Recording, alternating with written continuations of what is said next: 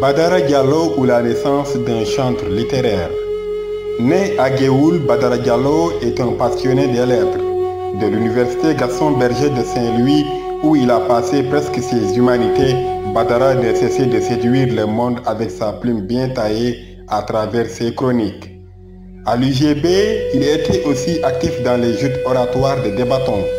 Capitaine de l'équipe de l'UFR LSH en 2014, il est promu coach de cette équipe les 3 années suivantes avec une demi-finale et ensuite 2 sacres à la clé 2016 et 2017. Brillant chroniqueur, Badara Diallo est aussi connu pour ses nombreux articles pour défendre la cause des étudiants en particulier et aborder des thèmes d'actualité en général qu'il partage avec ses plus de 4700 abonnés sur sa page Facebook qui porte son nom d'auteur Badara Diallo.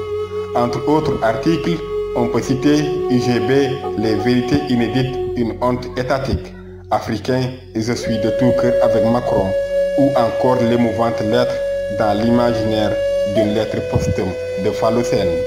Mais il avait d'autres ambitions, celle de nous présenter des romans.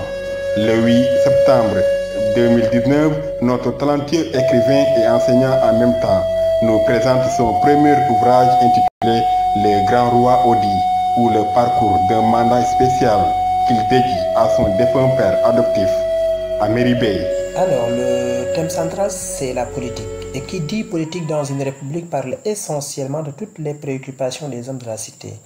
Et pourquoi j'ai choisi ce thème? Parce qu'étant citoyen sénégalais, je suis témoin d'événements abracadabrantesques dans la gestion du pays.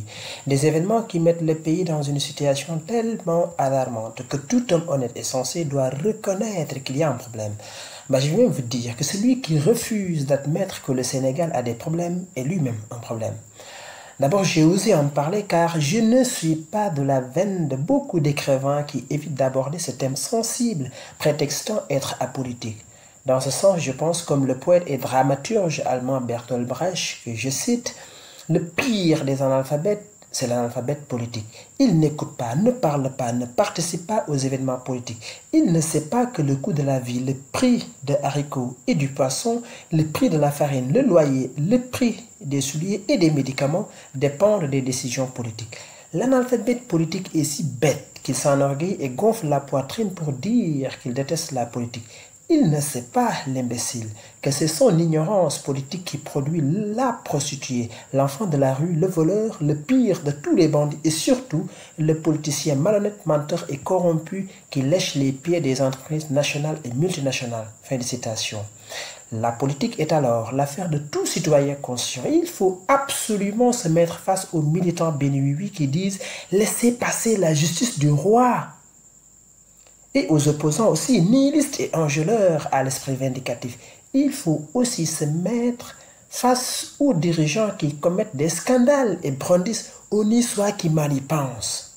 Alors ensuite, j'ai à préciser surtout que je ne parle pas pour ou contre personne, parce que comme le dit un maître bouddhiste du 6e siècle avant Jésus-Christ du nom de Mère Senkan, je cite, « Si vous voulez que la vérité se révèle à vous, ne soyez jamais pour ou contre. La lutte entre pour et contre est la pire maladie de l'esprit. » Félicitations.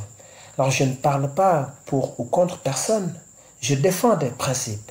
J'ai ce que j'appelle le dogme du principe, c'est-à-dire mettre les principes devant tout et avant tout.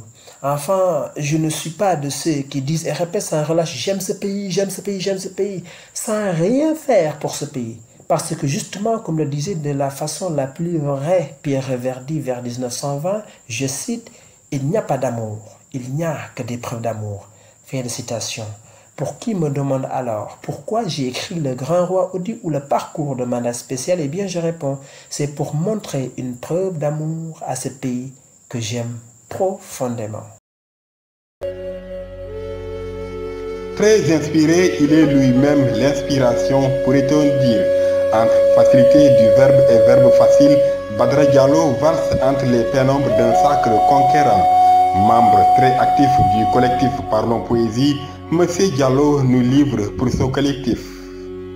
Alors, pour moi, Parlons Poésie est un lieu extraordinaire. Moi, je considère Parlons Poésie comme un restaurant du savoir et de surcroît gratuite. On y entre, on consomme intellectuellement des choses extraordinaires venues de plumes, waouh, qui sont énormes.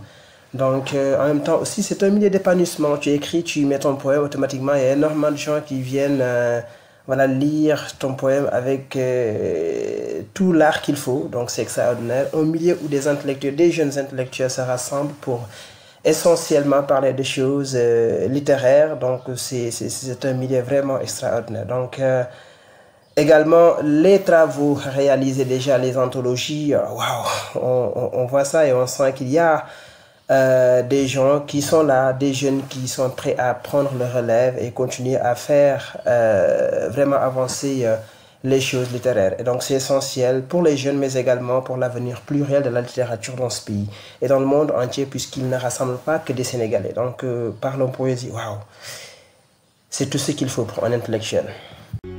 Ce jeune talent de Géoul nous cache certainement d'autres projets. En tout cas, nous lui souhaitons un très grand succès dans toute entreprise.